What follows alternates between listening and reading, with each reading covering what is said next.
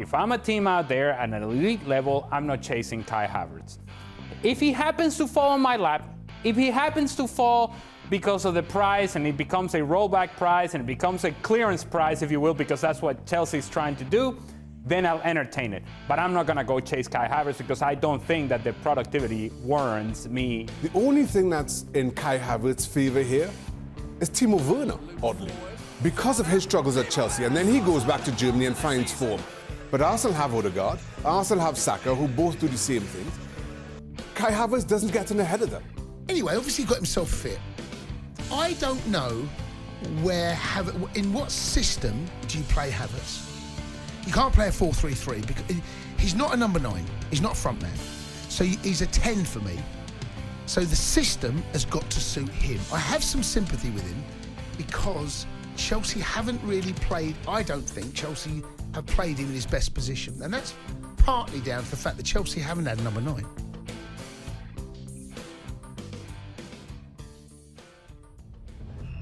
The recent news of Arsenal's potential £65 million, $83 million move for Kai Havertz has left many fans baffled and skeptical, considering their more pressing needs and the player's performance and suitability for the team.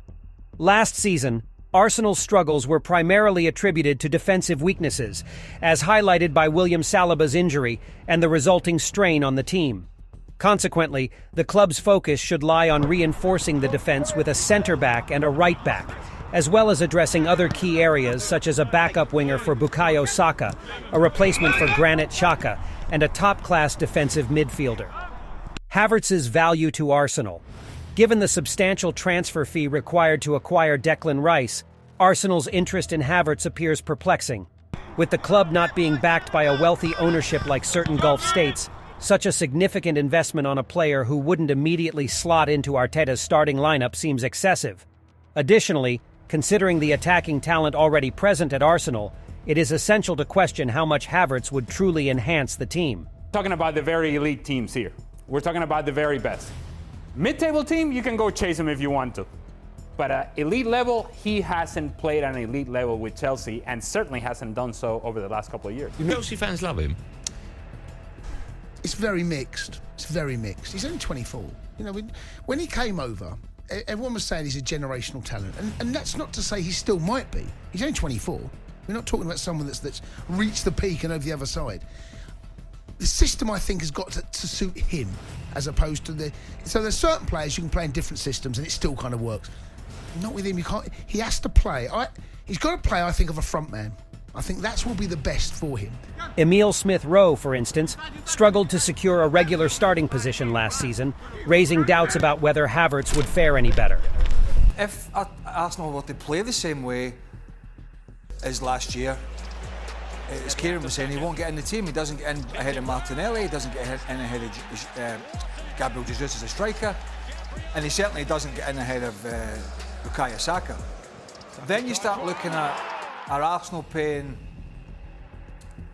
70 million to beef the squad up? Right? Where does he? I know that Odegaard would. Well, they'll have to change the three. Odegaard would kind of be a little bit like a 10 when it was like a 4-2-3-1 exactly at times, right? But that's how they kind of went. You've got, but how does him and Odegaard fit in the same team?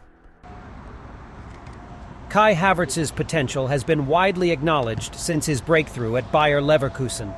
His accomplishments at a young age have garnered praise from legends like Lothar Matthaus, who even compared him to Zinedine Zidane. However, Havertz's performance over the past 5 years has failed to reflect his early promise, leaving doubts about his ability to reach the level of a Ballon d'Or winner. Jorginho. It's a good ball and it's a terrific goal. During a brief period last year, Havertz displayed signs of unlocking his potential under Thomas Tuchel's guidance. However, Madrid's reported interest in him ultimately waned due to Chelsea's high valuation. Arsenal should be cautious not to replicate Chelsea's excessive spending, especially considering the underwhelming goal-scoring record and poor finishing ability Havertz has demonstrated. Do Chelsea need to sell him, Jules? And are they going to get 70 million for this player? Chelsea have to sell, whether that's Havertz, Kovacic, I don't know, you name them, anybody they have to sell quickly before the end of the month. to balance their books after all the money that they spent in the last 2 transfer windows. And if you look at it right now, there are not many players who they're willing to let go who are valuable on the transfer market. And I think to a certain extent, Havertz, especially because of his age, and I think especially because, like us, a lot of people see the talent, even if he hasn't really been at his best in all those years at Chelsea. But I think that's why I think they're pushing him towards a sell, and they're welcoming the offers for him. 70 million, there's no way. I don't think there's any way that anybody would pay that much money for him. Havertz's subpar finishing and low conversion rates raise concerns about his effectiveness as a forward. Comparing his stats to those of Arsenal's existing attacking options, such as Saka, Martinelli, and Odegaard, reveals his shortcomings. With a limited role as a substitute or occasional starter, it is difficult to justify such a substantial investment in Havertz. Let me ask you, as a Chelsea fan, when Man City sold Chelsea Zinchenko and Jesus, I'm looking at that, thinking, that's weird. Man City have made Arsenal stronger. As a Chelsea fan, if they get Kai Havertz, as a Chelsea fan, will you be thinking, we've made Arsenal stronger? Not at the moment, but that's not to say that he can't turn into that player to make them stronger. Okay. I don't think there's too many Chelsea fans out there worried about this move. If I'm a team out there at an elite level, I'm not chasing Kai Havertz. If he happens to fall on my lap, if he happens to fall because of the price and it becomes a rollback price and it becomes a clearance price, if you will, because that's what Chelsea's trying to do, then I'll entertain it. But I'm not going to go chase Kai Havertz because I don't think that the productivity warrants me getting worked up about Kai Havertz. Making prudent financial decisions in the transfer market is vital for the long-term success of the club.